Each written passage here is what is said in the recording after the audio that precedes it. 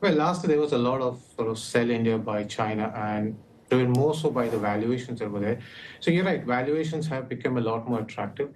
But I think from a longer term perspective, what works in India's favor, given the current sort of tariff wars or trade wars, is that India is a net importer, right? And from that standpoint, any sort of tariff war, trade war scenario is likely to be positive from an India standpoint. Over the medium to longer term, India continues to offer to investors a fairly solid domestic growth story. Our consumption is highly domestic. We have a lot of sort of domestic demand momentum picking up, and longer term growth can be pretty solid. So from that standpoint, I think India is a very attractive market, particularly given that now valuations have come up quite a bit since the markets have corrected since early January. Several major companies, including Reliance Industries, Tata Communications, Tata Consumer, Axis Bank, are going to be reporting this week, Ruchit. What do you think they are going to tell us?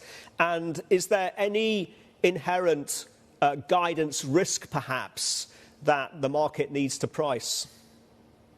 Well, I think from the banking sector standpoint, we had a couple of results over the weekend, HDFC and ICICI. I think the numbers have been pretty solid and the outlook looks a lot more interesting. I think going forward, you should see banking as a sector continue to do well.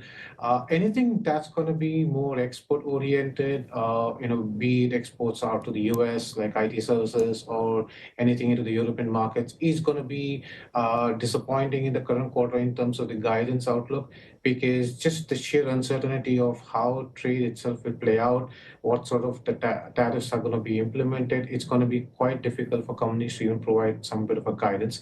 So all the domestic-oriented names are going to look a lot better. And particularly within there, I think the Indian banks seem to be looking very, very attractive. Valuations have been pretty solid. They have underperformed over the last 3 years.